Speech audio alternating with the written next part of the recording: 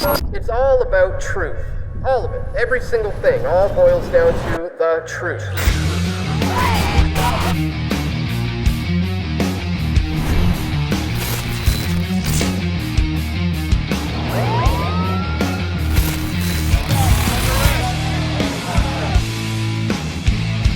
We all want truth.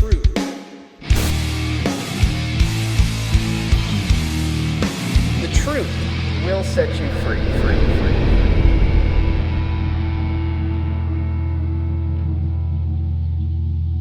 The truth will set you free. All right, welcome to the broadcast, ladies and gentlemen. We are live.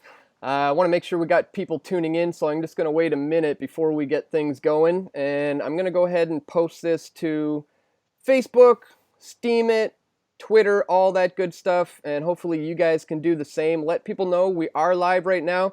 We are going to be taking your questions from the super chat here on YouTube, as well as the comment section below. And I'm going to be going over to the comment section on Steemit as well, and we'll be taking questions from there. We are joined on the line by our good friend Leigh Stuart, our East Coast correspondent. Leigh, how's it going? Uh-oh. Good. See, you made it back safely. I'm frozen, apparently. I see that you were frozen, so we're going to cut back to me, and I'm going to, I'm going to, let's hang up on you, we'll call you back, and, I'm going to try this. We'll hang up on you, we'll call you back, and we'll get you back into it, so let's do that. All right, bear with us, folks. Let me get her back on the line, and in the meantime, as I said, please continue to share the link. Bump, bump, bump. Am I still frozen? Bump, bump. All right, we got you. We got you back. Okay, yeah. We're good. How am I doing? I'm doing good. I'm glad to see that you made it back to Vancouver safely after our shenanigans in Toronto and like the building in Ottawa that we kind of like shook things up a little bit. Yeah. So yeah. good to see that made it back safely. Totally. Yeah, we went down there. We had a mission. We had a plan. We were going to shake things up. So first of all, one of the main points was to speak with Maxime Bernier, the leader of the newest party in Canada, the People's Party of Canada. And so that was interesting. I seem to be getting quite a delay, and let me just go back to the YouTube and make sure we do have people tuning in and that we're actually rocking here. All right, we got 54 people watching. Folks, don't forget to hit that thumbs up button. It really does make a big difference with the algorithms and with getting this stream out there, letting people know that we are in fact live. So hit that thumbs up button. Make sure to get your questions in. And again, we're here with Leigh, and I'm just getting back, into British Columbia from last week from having a trip out in Ottawa. And we covered the Maxime Bernier interview. If anyone in the audience saw that, let me know what your thoughts on that was, and what you thought of the questions and any of the things that Maxime said. But Leigh, was there anything that stood out for you? I mean, obviously, we covered a lot in that interview, and what a lot of people don't know is he originally had told us we would have about an hour, but then when he walked into the room, he's like, "All right, guys, you got 15, maybe 20 minutes." So I was like, "Oh no, I really got to rail through all these points and make sure I get it all in there." And so we went through a lot of stuff. But anything in particular that stood out for you? I was surprised to hear that he had never heard of the deep state, to be honest. That's one thing that stuck out to me. And it could be like a language barrier thing. But I don't know. That's one thing that did stick out to me. And I do like that he was talking about how splitting the vote, because I hear that a lot, and from conservatives, and I like that he addressed that, and that there is no Conservative Party in Canada right now except for the People's Party of Canada. I can really appreciate that, because what Andrew Scheer has been doing lately, he's basically just Trudeau. I mean, if you want another 4 years of Trudeau, just elect him, because I mean, that's if they're elected. That's that's if our votes matter. Right. So, we know it's the selection process. So before we get too carried away, we have a lot of viewers from all over the world, people from the United States, people from Europe. If you're not sure who we're talking about, Maxime Bernier is the guy who just split from the Conservatives. This is one of the, the opposition to the current party, the Liberals, and we have a federal election coming up next year, and people want Justin Trudeau out. So the question is, who's going to be the guy to go up against Justin Trudeau? And this Maxime Bernier guy decided to leave the Conservatives and start his own party. He called it the People's Party of Canada. So we figured, all right, this guy's taking a real stab at it. He's taking a go at it. People are comparing him to, Ron Paul or even Donald Trump, and that type of populist movement type of thing is going on with this guy. So I said, let's get his views on the record about what he knows about the Bank of Canada. What's his policies in terms of immigration? What's he doing about our gun rights, our health care, things of that nature? And I was sad and disappointed to hear that he knew nothing about the Canadian banking system and the pre-1974 dealio that we had, where we weren't borrowing from the International Monetary Fund and the Bank of International Settlements at interest. And he seemed to not be aware of that at all. He just went into this talking point about 0% inflation. And that's another area where I was slightly disappointed. Leigh, he didn't know about the deep state. He'd never heard of this concept of secret government. He laughed off. And then the banks, he didn't even know about it.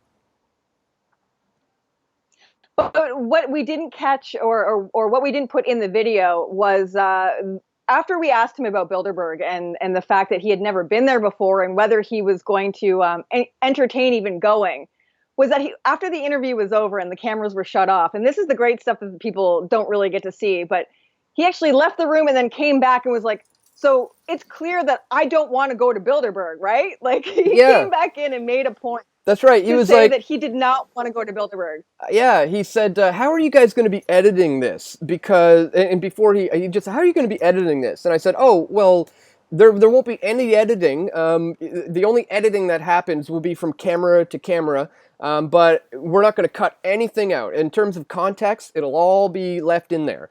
So he says, "Oh, okay. I just wanted to make sure, you're not going to make it look like that I want to go to Bilderberg, right?" And I was like, no, I don't think you came across that you look like you want to go to Bilderberg, so it's all good. But as Leigh said, it was just interesting that he felt the need to come into the room 10 minutes after the fact and say, hey, make sure you don't make it look like I want to go to Bilderberg. So yeah, I appreciated that as well. All right, it was great.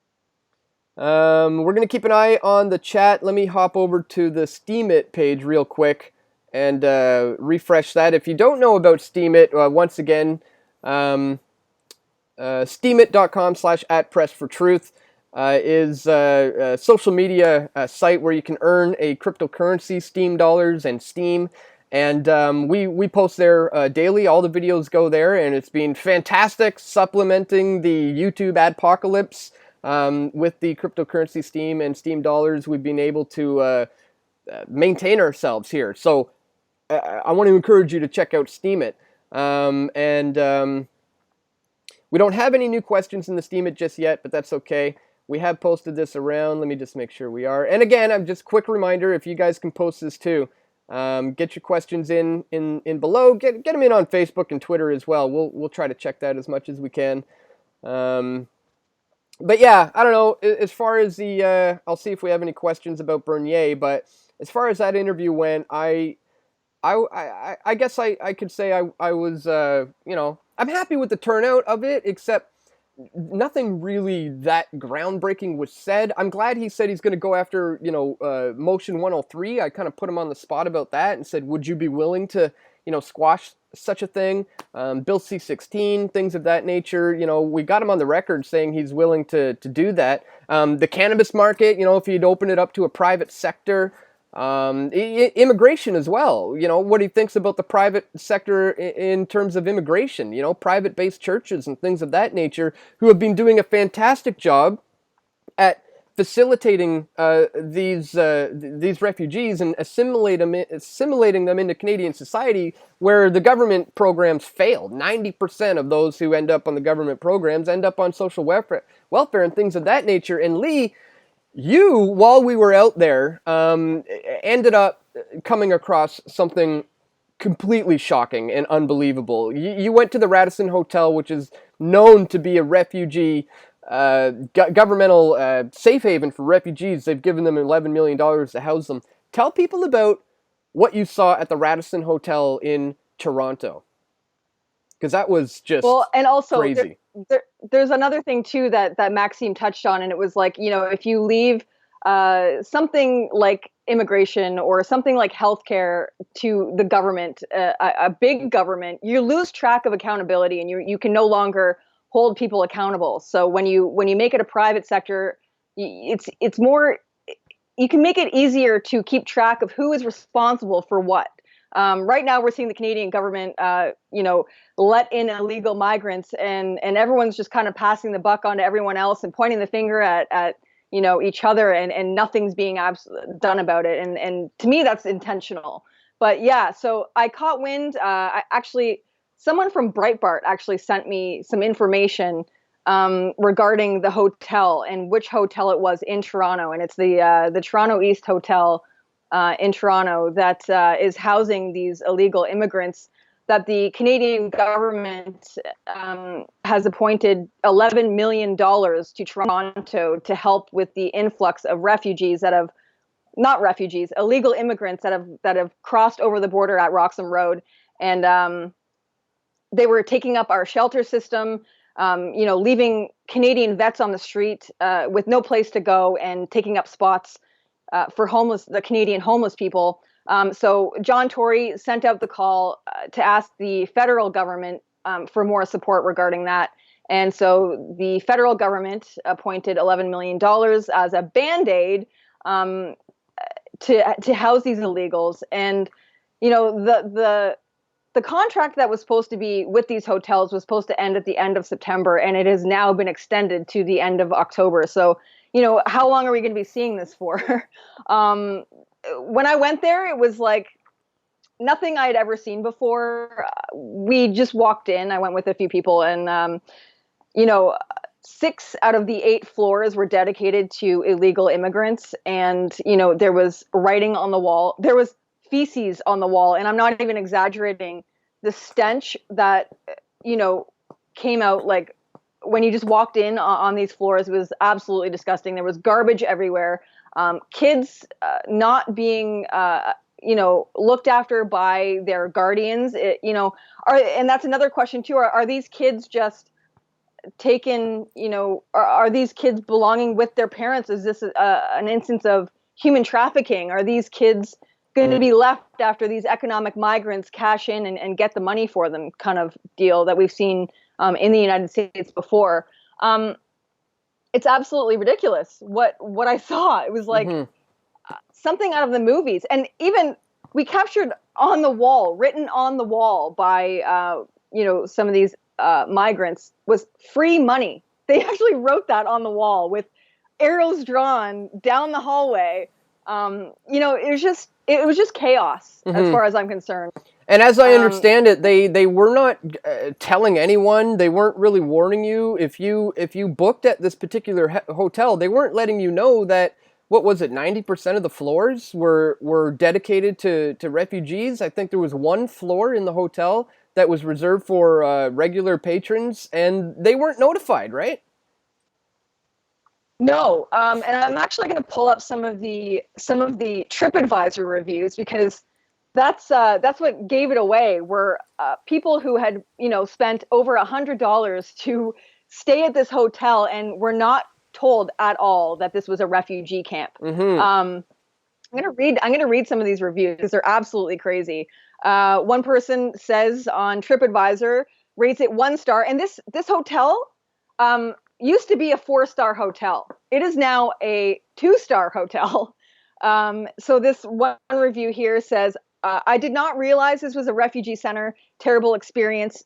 Skateboarding in the lobby, and staff didn't seem to care. My daughter kept getting harassed by full-grown men, refugees.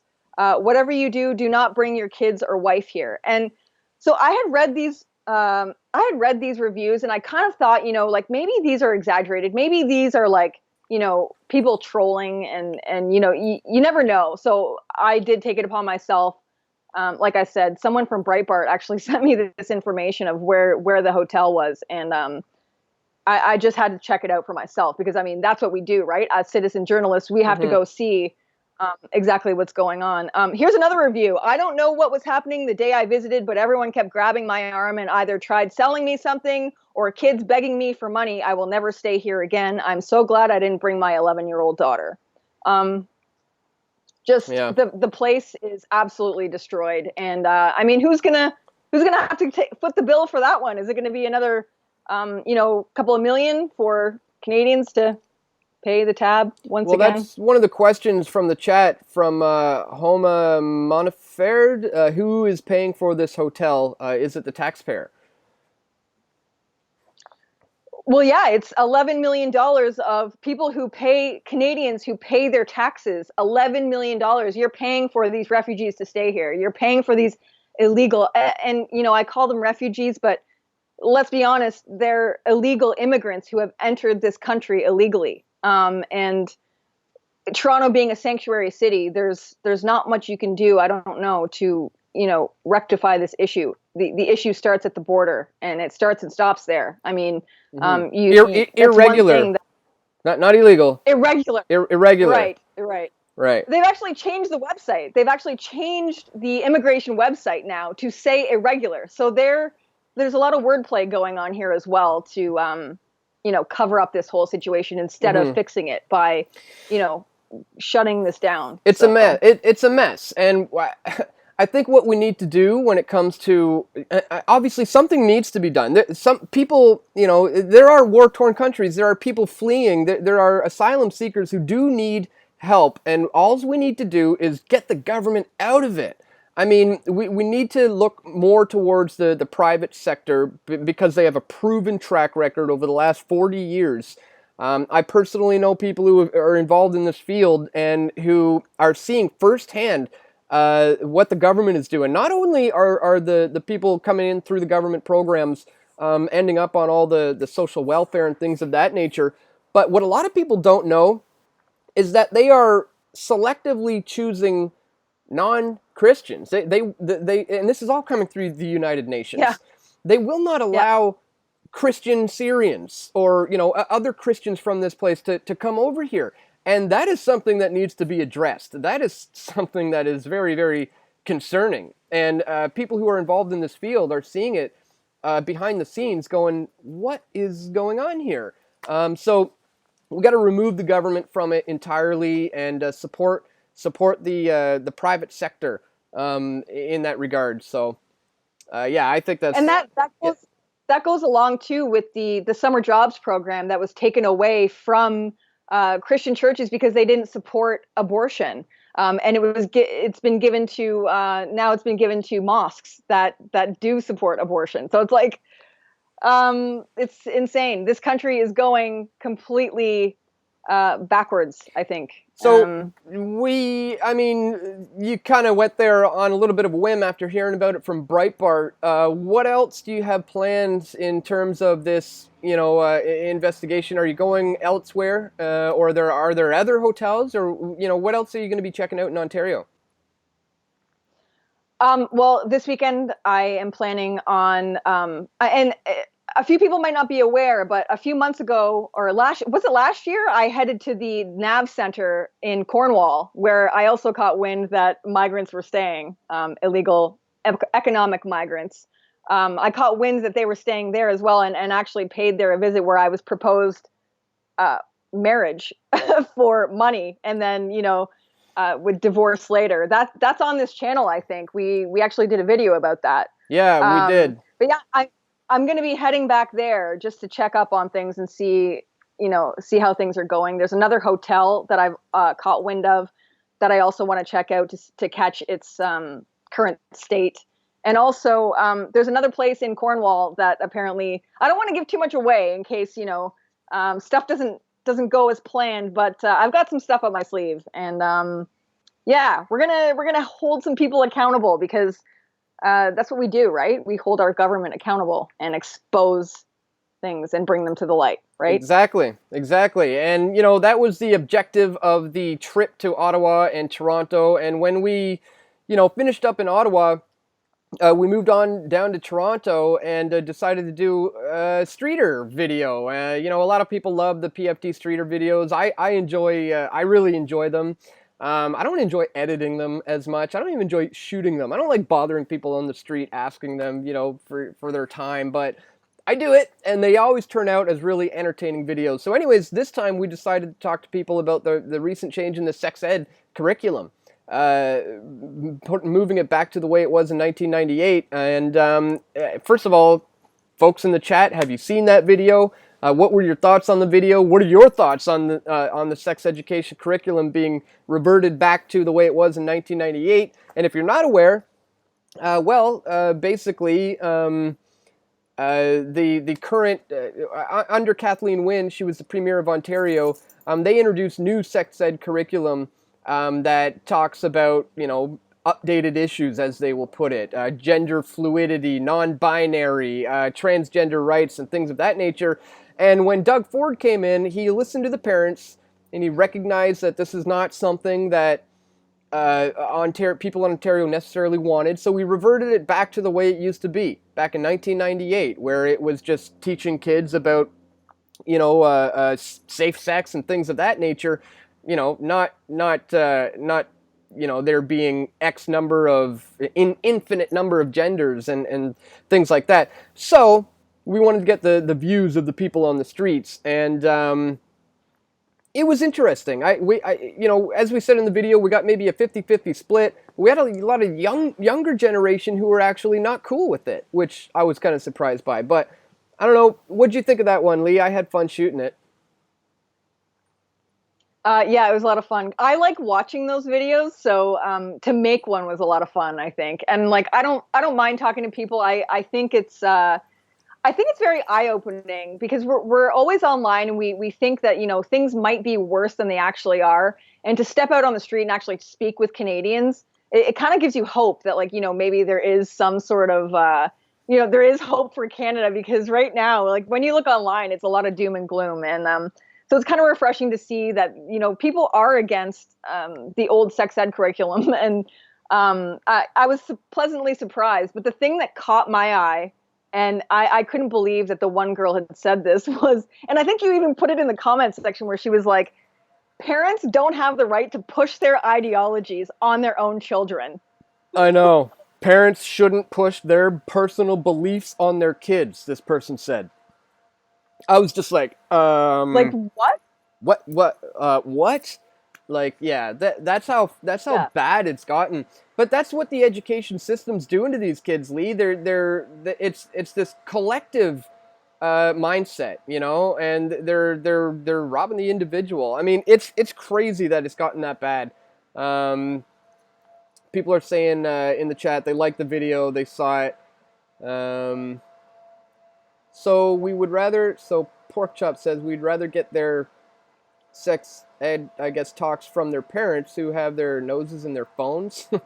Well, you know what? I do think it's up to the parents, really, in that situation. I mean, do you really want the state raising your kids to that degree anyways? I mean, let's face it, school is an indoctrination program designed to take a human being away from their parents from, what is it, like 5 years old to 18 years old for 5 hours a day.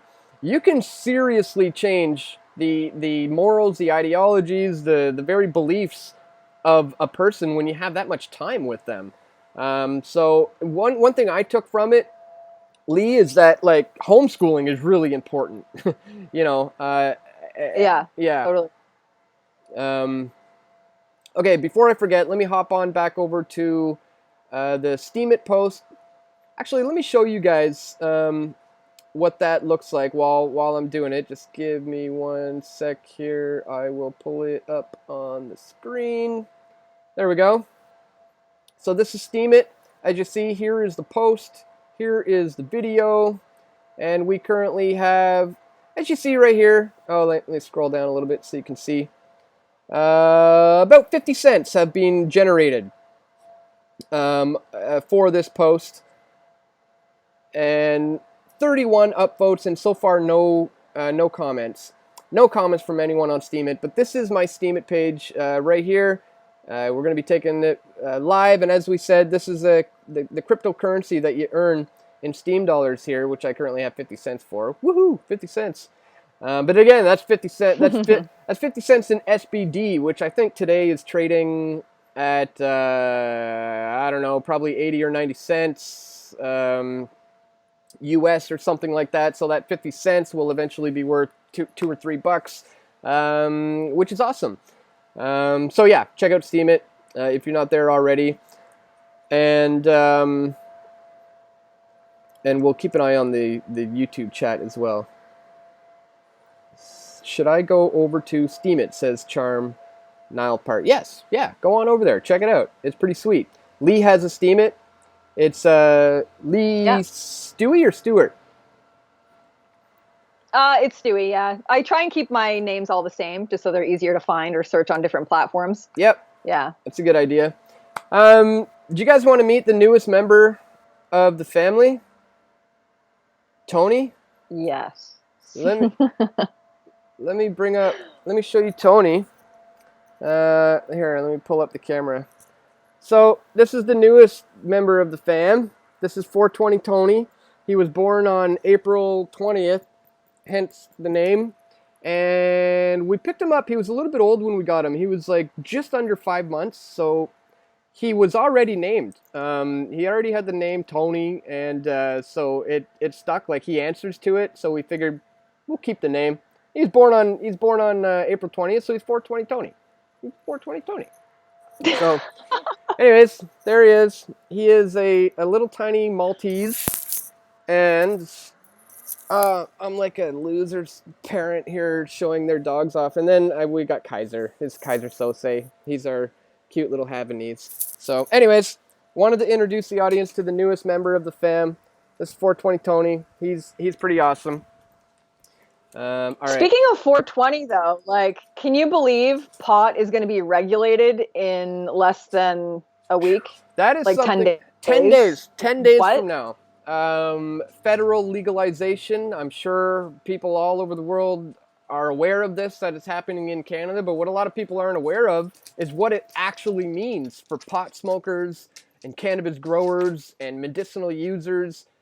It's not looking good, Leigh. They're wiping out the mom and pops. They're taking over the industry. It's going to be more difficult to consume your medicinal cannabis under these laws. You're not going to be able to smoke anywhere legally. You can do upwards of 14 years now in prison if you get caught selling to a minor and things of that nature. It's not that bad as it is now, but in 10 days from now, it's going to get really bad.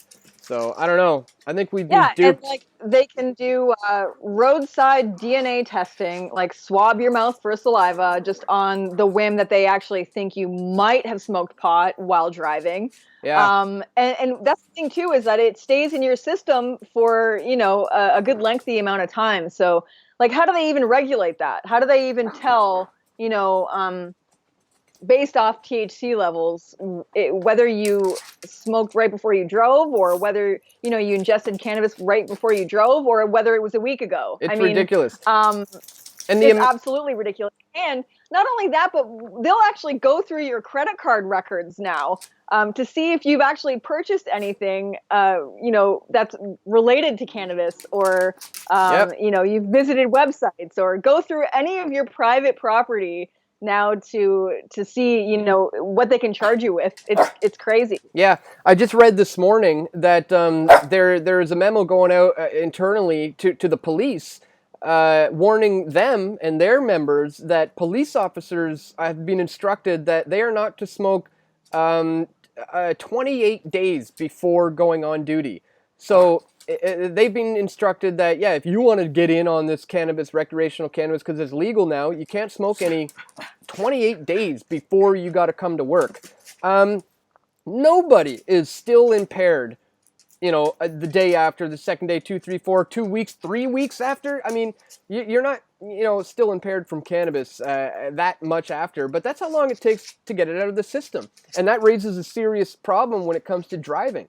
What? Are you not going to be able to drive down the road if you had a little cannabis in your system from a joint you smoked 3 or 4 days ago? But under these current laws, if they do swab your mouth and they pick up a little bit of in your system, you could be doing hard time. So yeah. And it's funny because like, how many driving incidents have happened in like relating to cannabis, and how many have happened in relation to alcohol. Alcohol isn't even this regulated. Like it's absolutely insane how intrusive these laws are. And one question in the chat is, are you able to still ride a bike? Is that's a concern, right? Yeah, it's going to be just like operating a vehicle, essentially. There's going to be a ton of constitutional challenges as soon as some idiot cop tries to bust somebody from impaired driving from smoking weed on a bicycle or something like that. It's probably going to be laughed out of the courts. So I think there's a lot to figure out here moving forward, but all I really want to focus on is promoting the private sector once again, letting the mom and pops compete in this market, and not issuing all the licenses to all these, insiders who are currently being given the licenses to produce recreational cannabis in Canada. It's crazy. It's crazy what's going on. As you know, we're involved in the industry here. We're sponsored by Liberty Farms. My fiance Molly works downtown at a dispensary, Grassroots Medicinal, and things could be changing for them very soon. And we really have to fight for the rights of the mom and pops in this industry now, before it gets carried away. But as somebody said, we're talking like, what is this? 7 days away now, Leigh. It's 7 days away. Yeah. All right, we got a super chat from Isaac President. Thank you so much for the super chat, Isaac. No monopoly. Exactly. That's what it comes down to, man. It's a takeover of the industry. They're doing it. It's like legalization was the Trojan horse for them to let them think they're giving us what we want. Meanwhile, they're just monopolizing an industry entirely behind the scenes. There's one quote that actually Justin Trudeau, this always sticks out in my head, and once he announced that pot was going to be legal just a few months ago, when the bill passed in the House of Commons, he said, we're taking the money out of the hands of the criminals. We're not going to let them cash in anymore.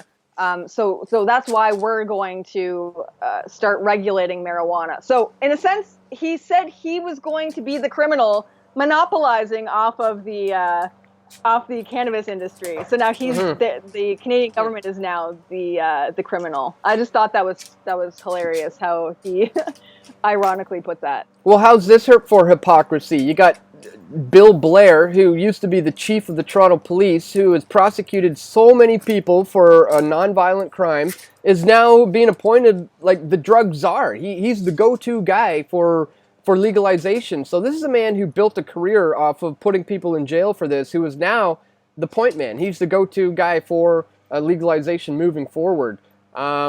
Incredible hypocrisy running rampant within our government. All right, we'll take another look at the chat. I haven't looked at it in a while, so I'm going to quickly scroll back. Let me put this up on the screen as well, so everybody can see. There we go. Mark says, I ride down mountains here in BC, blazed all the time. Yeah, I mean, in British Columbia, everybody knows, it's being built off the industry. I mean, BC Bud is a globally recognized brand, and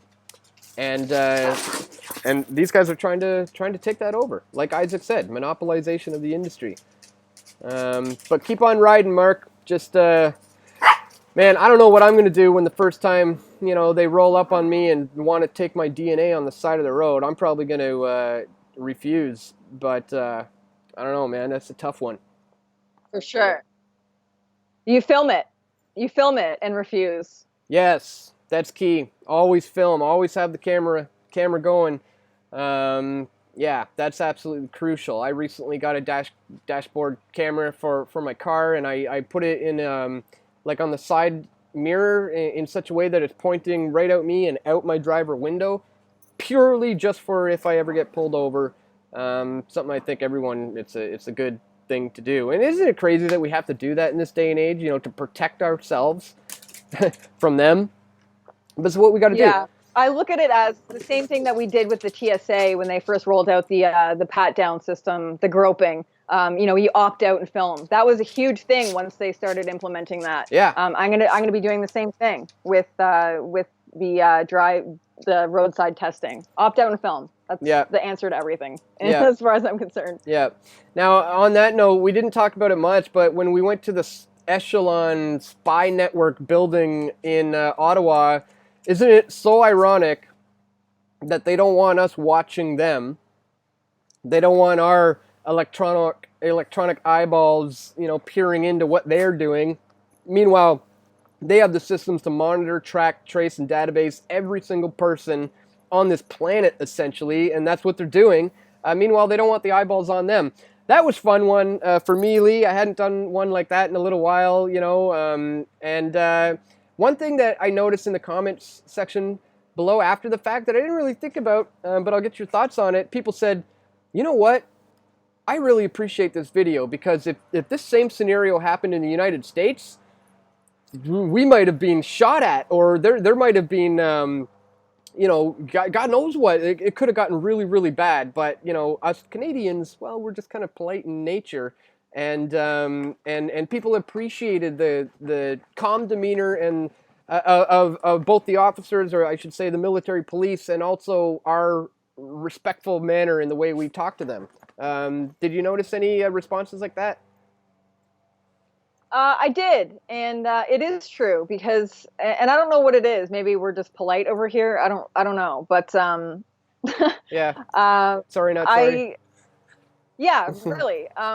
And the way I look at it is, we walked up. We knew we were kind of trespassing, maybe, but we didn't really.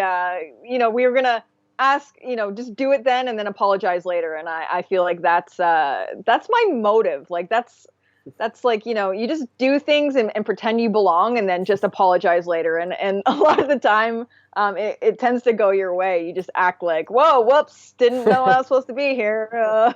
Yeah. Civil disobedience too is where it's at. Yeah. Right.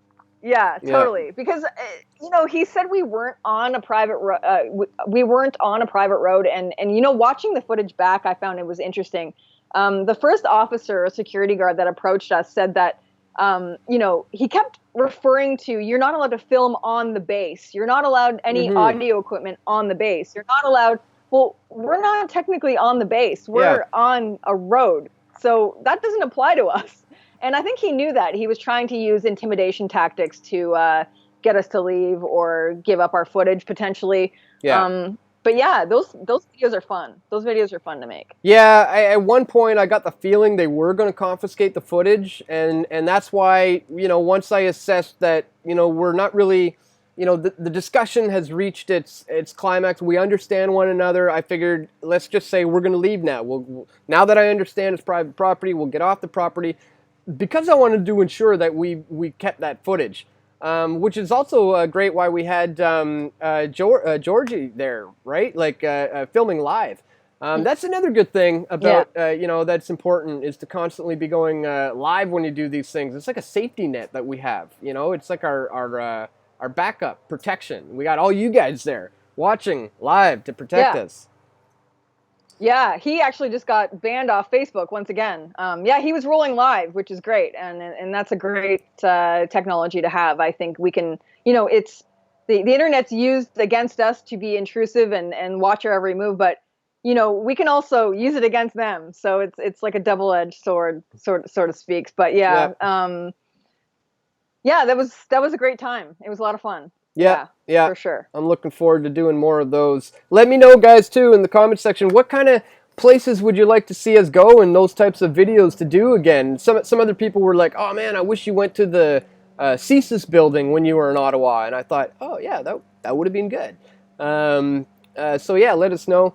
I'm going to check the chat window again for any questions. Where's the hotel footage?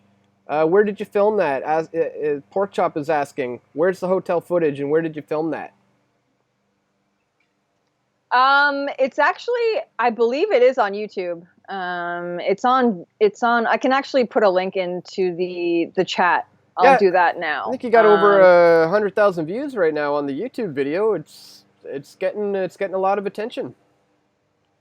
Yeah, actually, we did live stream to Facebook, and it saw over. I think it's almost at like 500,000 views right now. Wow.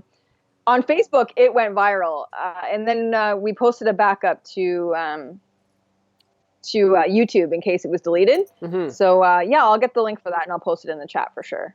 Awesome. Yeah, stay tuned for that. We got another super chat. Thank you so much, Scott Rutherford, for the super chat. Very, very greatly appreciated. We got Isaac President and Scott Rutherford in the house with the super chats. Thank you so much, guys. Really, really means a lot to us. Keeps us going. Really appreciate that. And of course, if you are in the super chat and you have any questions, we are 100% guaranteed to read it and answer it on the air. All right, I'm going to scroll on back through and see if we've missed anything. I haven't done that in a little bit. Oliver D says, can governors even pardon drug charges? I guess they're federal. I think he's having a conversation with somebody else. But, you know, that's an important point, too. I mean, all the current people who are currently imprisoned for nonviolent crimes after legalization, I mean, what happens to those guys? They should be set free. But I kind of doubt that's going to happen. But actually, Maxime Bernier actually came out and said that if he is elected, he will erase all pot charges. Anything regarding pot once it's legal. He absolutely supports that. So he came out with that the other day, actually. Really? Yeah. Well, I mean, that's great. It makes sense. I mean, and I'm really glad he said that. Like I said, I'm happy with a lot of the positions he's been taking, but you know, you guys know us here at Press for Truth. We have a healthy distrust of every politician, and I certainly don't advocate voting for anybody. But it's still interesting to keep an eye on this guy. He seems to be shaking things up, and who knows? Maybe he is like a Ron Paul type situation where, you know, one of us kind of slipped through the cracks and managed to bring the ideas of liberty and individual freedoms to the masses. That's a good thing, essentially. If he manages to do that, I'm okay with that. Yeah, he actually has a photo with Ron Paul in his office. I took a photo of it. Yeah, that's right. Yeah, I forgot about that. Yeah, that's one thing we forgot to do. I meant to shoot B-roll of his office. He had a few interesting things up there. But yeah, picture of him and Ron Paul for sure, which is cool. So, yeah, he was like, as soon as we got there, he's like, sorry for the mess. We're in the middle of moving, because he had actually, you know, just quit the Conservatives, and, you know, they confiscated his office right from him, right? So he's not allowed to be there anymore. Oh boy. Pork Chop saying, didn't Trudeau say the same thing? I'm not sure what in reference to. You let me know what you're wondering about there. Elaborate a little bit. Concan says they're advertising in Halifax for paid leave for spousal abuse. Interesting. Hello from Poland. Hi, Marcin. The Pardon. Tobias Magnus, he struck me as too obvious, so no, I don't think he's much of a maverick. All right, I'm going to double check the Steemit chat. Let me quickly refresh that. I don't want to miss anybody's questions over on Steemit. And, ooh, we're up to $1.53 now. $1.53 SBD. No new questions here at the Steemit. And if we don't get too many new questions in from the YouTube, we may call it soon. Guys, how long have we been going here, Leigh? Where are we at? 40. Looks like 43 minutes. 43. Yep. So I usually feel like an hour is a decent length, but if anybody has any more questions, let us know. Otherwise, we may want to think about potentially wrapping this one up soon. There's actually something crazy too that I want to quickly mention, and you probably know this too, but like Faith Goldie's suing the mainstream media. Like, yes, she's suing the mainstream media. Yeah, I heard that. Your screen is frozen again. Yeah, I know. That's huge. Maybe I'll call you back real quick. We'll do that again. I'll call you back. We'll get that set up. We'll get that rocking. Because you're frozen. Cool. All right. All right. I'll call you right back. Sorry about that, folks. Bear with us. You know how we do. We're live. It's just us after all. I'm essentially a one-man show, and now we have Leigh helping out. And so I'm literally doing all the editing live. Doom, doom, doom. All right. I think I'm back. All right. We got you back. Let me make sure we have you. Here we go. There we go. All right, we're back. Sorry about that, folks. Awesome.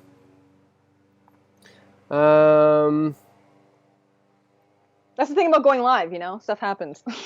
Yeah, exactly. That's why I do enjoy live. It's a whole nother ballpark, eh? I mean, it's a whole different thing altogether. But I really do enjoy it. I like interacting with you guys. I love taking questions from the chat. BC Freedom Fighter says Faith is a Zionist. Do you have evidence of that? I hear a lot of that being thrown out about Faith, actually, the white supremacist thing, and, she's a Nazi and things of that nature. And I've questioned some people. I said, well, what's your evidence of this? Like, why do you say that? Some people say, well, she went on a neo-Nazi website. She went on a podcast that's, that's like a known white supremacist podcast. It's like, okay, but what did she say on the podcast? What is she saying? Still, if I go on another show, I might be invited to be on. Who knows? Like, what if a Rothschild or something had a podcast and he invited me to go on? Of course, I would. I would check Absolutely. that out. You know what I mean? And so for me, it's look. The Bible says you want to judge a man, you judge them by their fruits. What do they? If you're a tree, what kind of fruit are you producing? What's the fruits of her labor? What is she producing? And what she's producing is good content, as far as I can tell. And I haven't seen anything come out of her mouth that would suggest to me that she is a Zionist shill, Nazi, white supremacist. That's just me. I haven't seen it. But if you guys have evidence of this, by all means, send it our way. We'll check it out.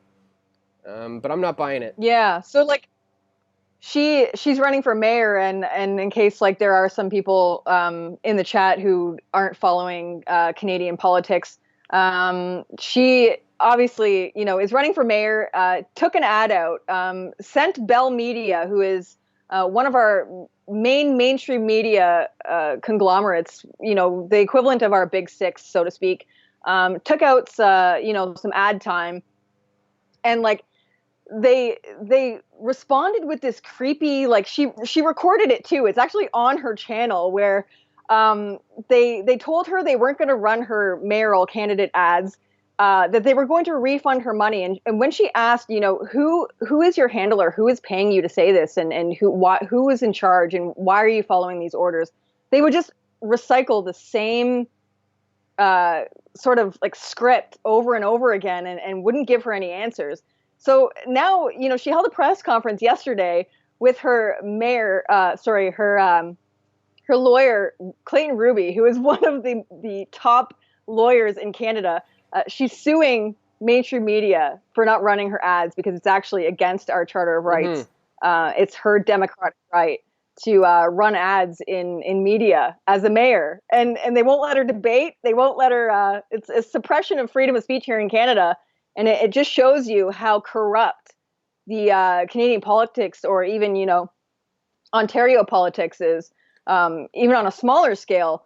So the fact that she's suing mainstream media and she has a great chance of winning, her lawyer is one of the top in Canada, and I tip my hat off to her. I hope she's successful suing the mainstream media, because that's huge. That's huge. Yeah, Clayton Ruby is well known here in Canada, and in just free in the freedom movement. In fighting for the rights of Canadian citizens. He's being one of the go-to guys. So it should be interesting to see what comes of it. Somebody here in the chat, where was it? It scrolled by somewhere. Somebody said that they've seen video of Faith admitting in an interview to being a Zionist. If you have that video, send us the link. We'll check it out. Here, where is it? Somebody I somebody don't think I've ever heard her say that, to be honest. Andrea Nicotina says her and Gavin both admitted to being Zionists in an interview.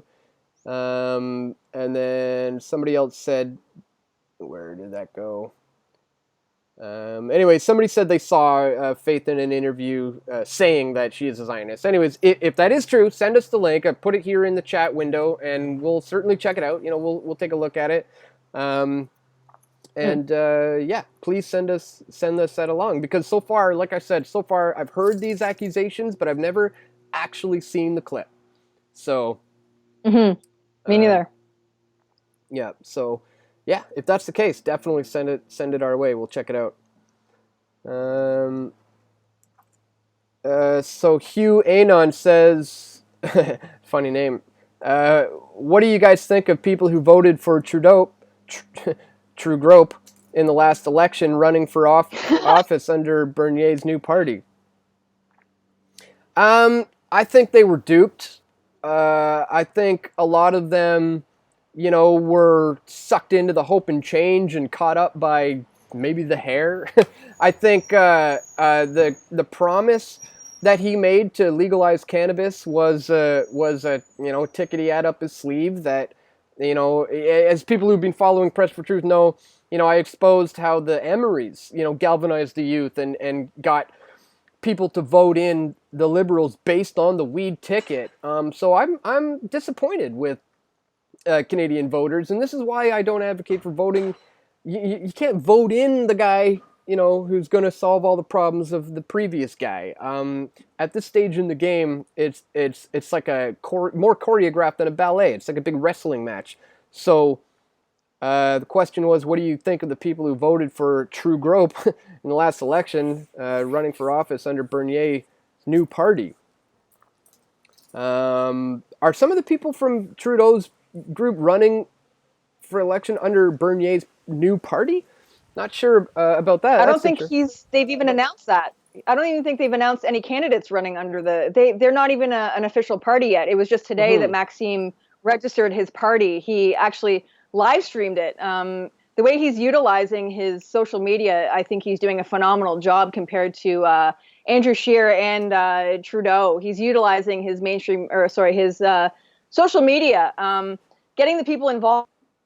And so, yeah, he actually just registered his party today to be able to properly accept donations and to actually start building his party. So that was just today. I don't even think he's announced any sort of candidates. People might make claims. It's all kind of up in the air right now. There's nothing official that has come out yet. So he's still building. I haven't heard any. I haven't seen any names of who's running. I mean, that's and let's be frank here. I mean, at the end of the day, there is no left and right. That's a false paradigm. We're kind of just, advocating for one person who looks like they might, kind of have the people's interest.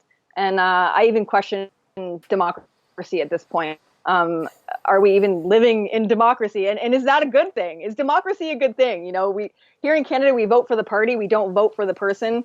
And like you were saying, we vote for, the person who is, covering up for the other guy or going to pick up the slack where the other guy didn't get it. You know what I mean? We're seeing Andrew Scheer without even a platform. What does Andrew Scheer even stand for other than I'm not Justin Trudeau? He's never come out with anything against or stepping up for the immigration policy. He is for the Paris Accord. I mean, it's Trudeau all over again with a different name. And here's the thing is that the people who did vote for Trudeau or did support Trudeau and have had enough of him, and I call them liberals for a lack of a better term because we have to use labels sometimes to kind of explain instances. But, the people that voted for Trudeau or supported Trudeau have now gotten so sick of Trudeau that they're willing to support Scheer, who is a conservative. So now it's almost like Trudeau is so far left that Andrew Scheer looks like a conservative, but he's not. So it's just the joke's on us, basically. That's the way I view it. Yeah, me too. It's I can't believe, like, just, watching what happens in the United States, for example. Like, for me, I've said this in videos before, but when George Bush was going up against John Kerry, it was like, how does everybody not see that this is a false left-right paradigm, that these are two wings of the same bird? Right. This is the two sides Yeah. of one coin. These are two men who went to the Skull and Bones secret society at Yale University together, and now they're running against each other for president of the United States. No, that should have been a huge eye-opener for people.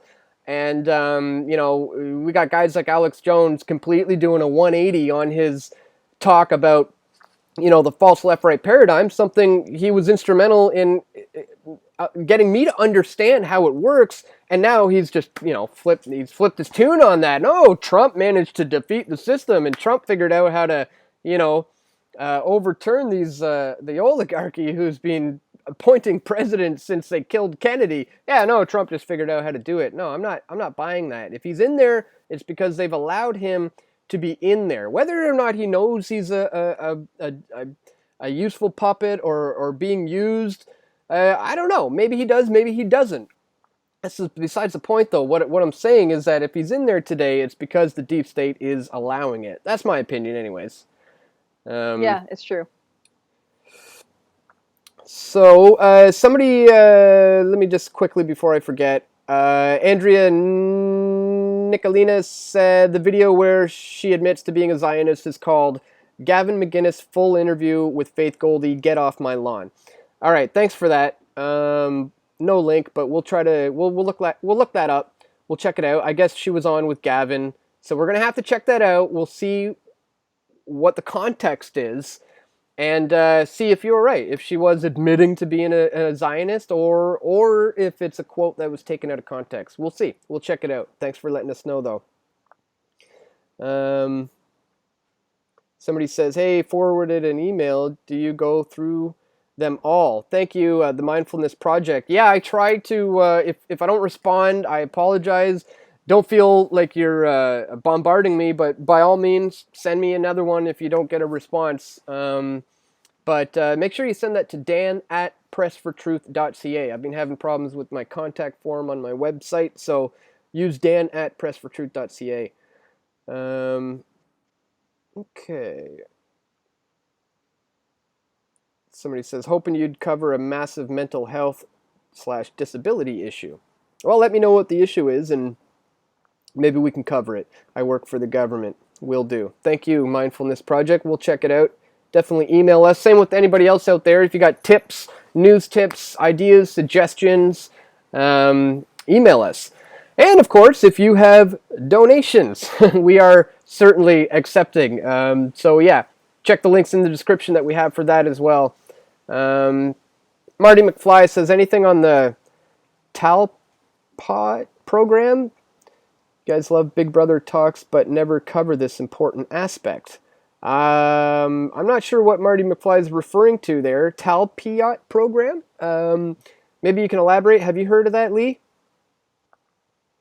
I've heard passing of it, yes. I believe it has to do with the Zionist agenda to take out the people, if I'm not mistaken. It has to do with, a part of it is using Muslims to conquer, or Islam to conquer the West, and then that the Zionists will take everything over. I think that's along the lines, if I'm not mistaken. I haven't really looked into it, to be honest.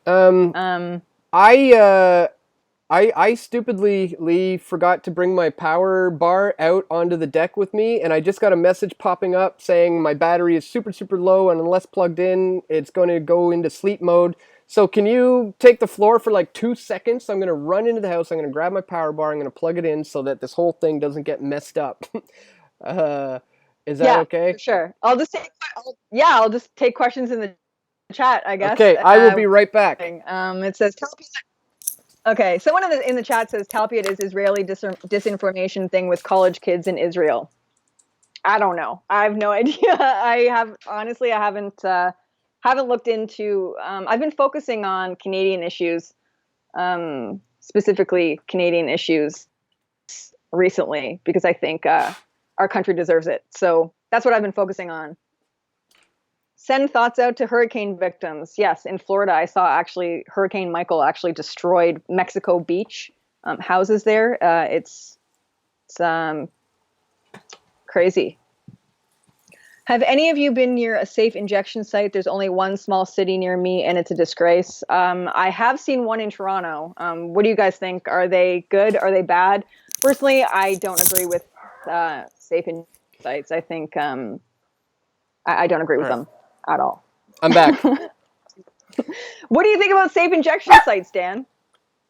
Safe injection sites. Oh, that's an interesting one. I know they're popping up in East Hastings. It's being pretty controversial. I don't necessarily have a problem with it. I don't. I think it's an interesting thing to explore. But I've looked at the Portugal model where they've decriminalized all drugs, and so yeah, I'm not in favor of the government telling anybody what they can or can't do with their own body if they're not harming anyone. Yeah, I don't think it's such a super bad idea. But what's the general thought? What are they saying in the chat? What do you think? One of the arguments is that it brings crime rates up to the area that the safe injection site is in, and also it's kind of like an excuse for the government to backlog something about like prisons and stuff like that, and like why are drug users above the law sort of thing. There's that argument. I don't know. I just don't agree with enabling something like injecting heroin. I think it's enabling the behavior. I hear that. Yeah, I mean, one of the things that did come to mind is like, why not focus on more preventative measures? Why not like focus on the issues with the youth before they're becoming teenagers and getting involved in drugs? I mean, why are people feeling the need to do heroin in the first place? Like, let's focus on more preventative measures, right? Exactly. Like, why is society? Why do we now need safe injection sites? This is a new thing. They've never had this, and why is drug use skyrocketing? Mm-hmm. Why is there a fentanyl epidemic? Stuff like that.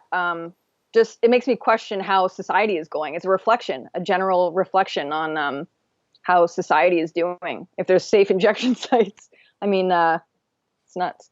Somebody says, "Go Alberta." Is this what PFT is? I don't know what they mean by that question. What do you mean by that? This is PFT. Me and Leigh going live right now, taking questions from the chat. I suppose you could get that. That's Press for Truth. It is at this moment. Yes, exactly. Sometimes it's documentary films, sometimes it's streeters, sometimes it's live streams, taking questions from you fine folks. Sitting here with my bestest little buddy, 420 Tony. So another thing too that I find is pretty crazy, that people who have diabetes, back to the safe injection thing, like people who have diabetes have to pay for needles where drug users are actually getting them for free. That's another thing. Yeah. Yeah, that's true. Why is that? Why? American Freedom Farm says the health liabilities alone demand drugs be banned. Who's having fun here? Love being able to type my thoughts while I listen. All right, Charm's having a good time. Glad to have you here. Glad you're having fun.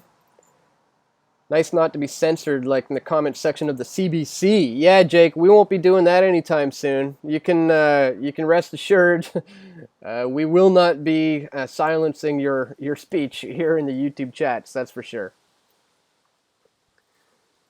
Okay, let's see if we have anything. Oh, I better go on back over to the Steemit, give that a quick refresh before I forget. I don't want to miss anybody's questions over there. All right, no new questions on the Steemit, so we'll stick with YouTube. YouTube it is. Let me pull this back up. Bear with me here, guys. There you are. Okay. All right, we'll see if we got any new questions in from the chat, but I don't think so. So perhaps it's time to wrap this up, unless you guys got any other points you want us to make, or any other questions you want to add, or Leigh, if you have any other things, or you guys want to see more of 420 Tony here. I mean, look at this guy. He's pretty darn cute, I must say. Yeah, and like video ideas. I want to know video ideas. Give us some video ideas. What do you want to see? Yeah, video ideas. What topics do you like covered? Yeah, it's tweet us that stuff is really good too, with video topics, and we'll certainly look at that. Leigh, you're due for another video soon. I'm looking forward to your next one. So get your ideas in, folks. I am due. I am due, for sure. I think it's going to be along the lines of what I'm going to be doing this weekend. So cool. Something like that. Maybe like a several series part, of different locations that I'm heading to regarding illegal migrants and where they're staying, sort of thing. So we'll see. Sounds good. All right. I think we're going to wrap this one up, guys. We have been, let's see, going for just over an hour and 5 minutes. So that's a decent time. So on that note, thank you everyone for tuning in. Thank you for the super chats. Scott Rutherford, Isaac President, greatly appreciated. Thank you for everybody who joined in on the conversation. Thank you to my co-host Leigh, our East Coast correspondent, for jumping in once again on short notice. It's always a good time. Vahid says, "Are you two a couple?" No, I am. I am not. I have a fiance. Yep, she's actually letting our dog out right now because she's on a break from work. Want to say hi to the people? Somebody just asked if me and Leigh are together. This is my fiance, Hi. Molly. She's working right now. So yes, we are a couple. Hello, to answer world. that question, I don't know if they can hear you. She said hi. There you go. Hello, Leigh and world. There you go. Hey. And as you can see, 420 Tony really likes Molly. See, he's going nuts for her. My best friend. Yeah. All right, guys. On that note, I think we're gonna call it. So goodbye from me and Molly and Leigh. And be sure to check the description below. Get for if you want to support our work, you want to donate, you can do that at pressfortruth.ca/donate, or you can go to our Patreon, patreon.com/pressfortruth. Look at this little guy. Oh, he's great. All right. She's gorgeous, says Vahid. Great job. All right, thank you. Okay, thank you so much, everybody. Leigh, you want to say goodbye? Bye. All right. See you soon. Keep fighting the good fight, everyone. Until next time.